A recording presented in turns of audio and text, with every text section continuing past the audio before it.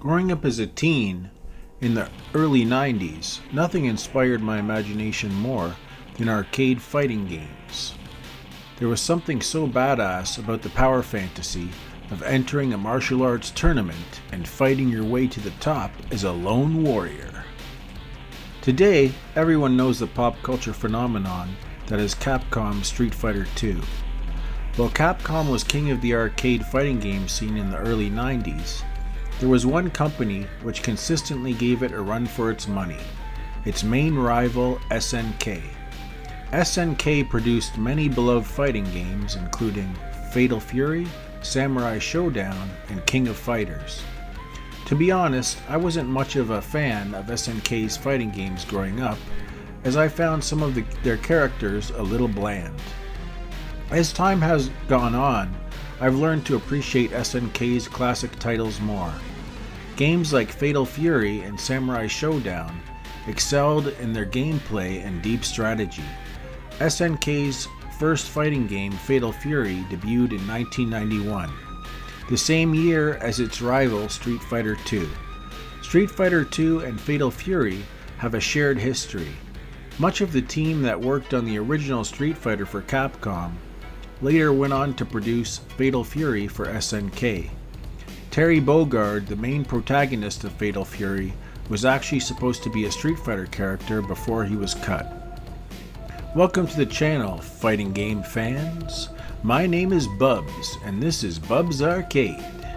I'm just an old fart who is passionate about fighting games, beat-em-ups, and martial arts films. Today, we are going to be reviewing the newest game in the Fatal Fury series and answering the important question, is SNK back? It's been a quarter century since we last had a Fatal Fury game, which was 1999's Garo Mark of the Wolves. Finally, as of April 24th, we have the next game in this beloved fighting saga, Fatal Fury City of the Wolves. I'm going to be reviewing this game today in the old school style of one of my favorite gaming magazines, GamePro. We are going to be reviewing the game's graphics, sound, controls, and fun factor. I will be ranking each category out of 10, as well as giving the game an overall score. Fatal Fury City of the Wolves is available now on PlayStation 4, PS5, Windows, and Xbox. I grabbed the pre-order special edition, which means I get this sweet Terry Bogard outfit. Oh yeah! Upon installing the game and playing it for the first time, I was immediately intrigued by the game's colorful and simple comic book art style. This leads us into our first category, the game's graphics. The visuals of Fatal Fury City of the Wolves are simple and eye-catching. It's clear that Fatal Fury does not have the same budget in the graphics department as some of its competitors like Street Fighter or Tekken. This Fatal Fury was made to run on last-gen systems like PS4, and it shows in the visuals. I really like the character models, and they all have these powerful, thick black outlines that look like comic book art. The game's stages are a real letdown for me, however. While it's cool that they have many throwback stages that fans will recognize, such as the moving train stage or Geese's Tower, the backgrounds look extremely dated. The blocky polygons on the background characters is not something I'm used to seeing in 2025. These low poly background characters honestly look like something out of a PS3 or PSP game. Many of the background stages are sparsely populated with NPCs, making them feel like ghost towns. In contrast, the main character models look great and the action is animated very well. The animation has its own classic 90s Japanese flair and moves at a smooth 60 frames per second. While the backgrounds are a bit of a letdown in my opinion, the color palettes of the main characters and the stages work well together to create a 90s arcade vibe. So to rate this game's visuals out of 10, I give them a modest, passable 6.5. Despite this game not being that technically demanding, and me running it on my PS5, it features longer than average load times. The long load times are something I hope SNK can optimize in the future. The game features an amazingly beautiful anime intro, which was produced by the director of the early 90s Fatal Fury anime. The intro sets the tone for City of the Wolves' story and lore, and its music really pumps you up. Which leads us to our next section, the game's sound. This game features an amazing soundtrack of 19 songs from 11 world-class DJs, curated by Bosnian DJ Salvatore Ganacci. Salvatore is also a playable character in the game, but more on that later. The game features tracks by DJs Alan Walker and Steve Aoki, among others.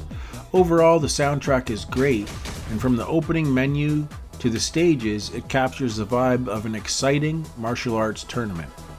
The game also features a jukebox mode, which lets you set a custom playlist of tracks from any past Fatal Fury game.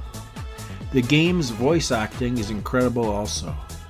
Both the English and Japanese voice actors did an awesome job bringing Fatal Fury's cast to life.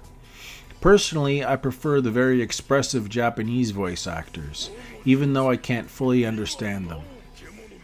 The game's sound effects are flawless in my opinion, from the meaty schmacks when you connect with a blow to the exciting sounds when you do a super move. Characters even say things to the effect of whoops when they whiff on a throw move. Overall, the sound effects and voice acting add a lot of personality to the characters. I have to rate the sound a stellar 9 out of 10. It's clear SNK put a lot of thought and effort into the sounds of this game. I honestly can't think of many negatives regarding the sounds. And now for the meat and potatoes of the game, the gameplay. In my opinion, Fatal Fury's amazing gameplay is where this title truly shines. Once you master the game's complex mechanics, matches feel like a strategic chess game where meter management and movement are key. While Street Fighter VI and Tekken 8 have turned off many players with their new mechanics, City of the Wolves feels like a breath of fresh air. I like fighting games where I have enough time to move and plan out my strategy, where offense and defense both feel balanced and fair. I definitely get this feeling from Fatal Fury. It adds new mechanics while still playing like a classic SNK fighter. There is a new meter system in this game called the Rev Meter. Every time you do an EX special move or a Rev blow, you fill your Rev gauge. Once this meter is full, you will enter an overheat state similar to Street Fighter's burnout mode. Upon entering the overheat state, you will not be able to do some attacks such as the Rev Blow. Rev Blows are powerful armored attacks which one can only do when they are in SPG mode. SPG mode is the state you enter when your health gauge is in the marked SPG area of your health bar. You may choose to put your SPG area at the start, middle, or end of your health bar. Choosing where to put your SPG mode adds a lot of strategy, as not only does this determine when you can do your Rev Blow, but it also decides when you can do your most powerful attack. This all-powerful super move is called the Hidden Gear. To pull off a Hidden Gear, you must have 2 bars of super meter as well as be in the SPG mode.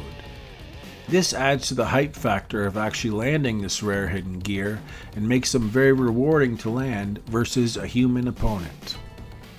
You can also link EX super moves to pull off powerful combos using the Rev Excel system. For example, I can link Marco's EX Fireball with his EX Jump Kick attack. Whew! That's a lot of mechanics, and it's exhausting just explaining them. While the mechanics can be overwhelming to new players, if you're familiar with fighting games, you should be able to pick them up quick by doing a few practice rounds. After a few days of playing, I found the Rev Blows, dodge blows, and defensive mechanics all became second nature. For new and casual players, there is also a simplified scrub mode called Smart Style. This mode allows you to pull off one-button supers or special moves similar to the modern control style in Street Fighter. It's perfect if you want to try out a new character without being overwhelmed by their inputs. Overall, this new Fatal Fury's gameplay is an absolute masterpiece in my opinion. Once you learn and understand the mechanics, matches feel very hype and rewarding, full of specials, counters, and epic slowdowns when rev blows collide. I rate the gameplay of Fatal Fury a spectacular 9.5 out of 10. I just wish the game did a better job of breaking down the mechanics for new players. Now I want to quickly yap about the controls. The controls feel very responsive, and the game has a great sense of gravity and weight. It features 4 attack buttons, a light and heavy kick, plus a light and heavy punch. You also have a button for your rev blow, rev guard, dodge attack, and feint. You can customize your controls, and I would definitely suggest doing this. Unlike King of Fighters, Fatal Fury's normal throws are done by pressing 2 buttons, which I prefer. Overall, the controls feel very snappy and rewarding. I rate them an excellent 8 out of 10. The only complaint I have is that inputs are too similar between special and super attacks. I often end up wasting meter and doing super moves accidentally. Now let's move on to discuss the overall fun factor of the game. For those that enjoy playing fighting games offline, you will be pleased to know that this game has some great single-player content. It features an arcade mode, an RPG mode called Episodes of Southtown, and your standard versus mode. The game's arcade mode is full of personality. It has unique character intros, a cutscene for your rival fighter, and a hand-drawn comic book style ending. The endings are also packed full of character cameos who will no doubt be future DLC. All of these cutscenes and endings are fully voice acted. As someone who is new to the Fatal Fury franchise, I found this very helpful in understanding the game's lore. City of the Wolves is set in the fictional city of Southtown and tells the story of an elite martial arts tournament. I really prefer fighting games that are based on simple tournaments rather than confusing multiverse tales like in Mortal Kombat. The RPG mode, Episodes of Southtown, features a level up system and a unique story for each of the game's characters, with the exception of Ronaldo. Sadly, soccer star Ronaldo is not playable in arcade mode or the RPG mode.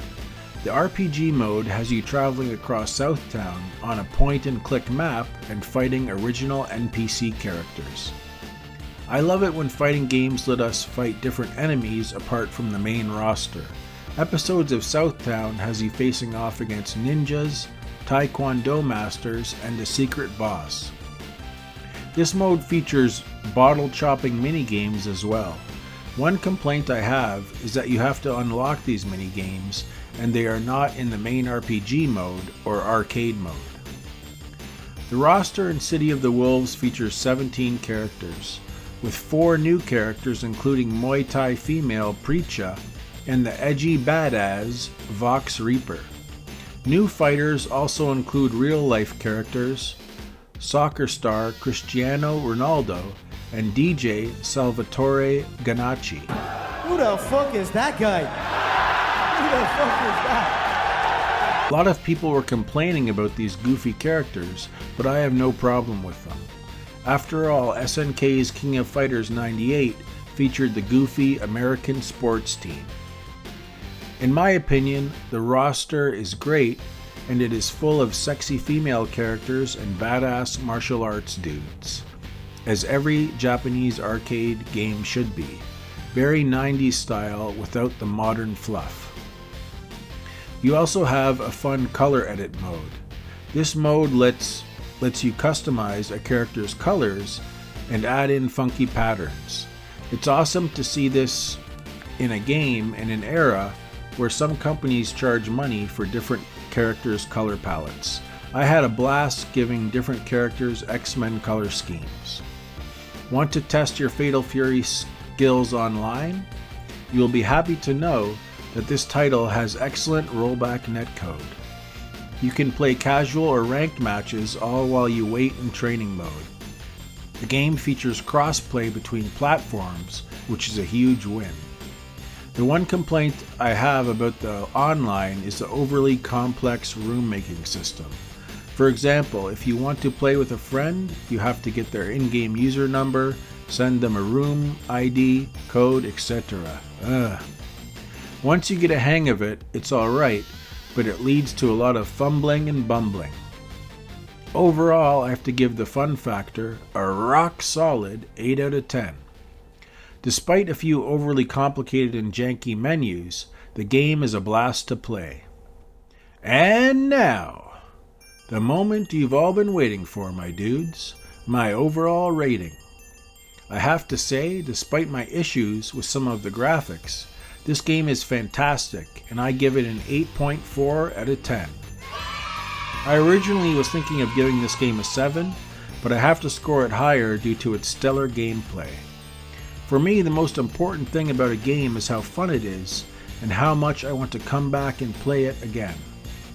This game has kept me coming back since launch, and makes me want to constantly improve and try new combos. Fatal Fury City of the Wolves adds new mechanics, but keeps true to its soul as a classic fighting franchise. I love this game, but I could see how some casual players may be overwhelmed by it. SNK has always been about deep and technical gameplay in its fighting games. So is SNK back, my bros? In this old arcade vet's opinion, heck yeah. SNK says they will be adding a new character every 2 months, which will keep the hype train going. I can't wait to see how crossover Street Fighter characters Ken and Chun-Li will play in this game. What do you guys think of my review? Do you agree, or am I full of baloney? Have I been paid off by SNK's wealthy Saudi ownership? Y'all decide in the comments. I meant to have this review up sooner, but I got a little busy. If you made it this far, I sincerely thank you for watching, and please like and sub if you love fighting games. A big thank you to everyone who supports little Bubs Arcade. Feel free to follow me on my Instagram art page, as I'm currently working on making a fighting game inspired comic. Peace, and keep on gaming in the free world, baby.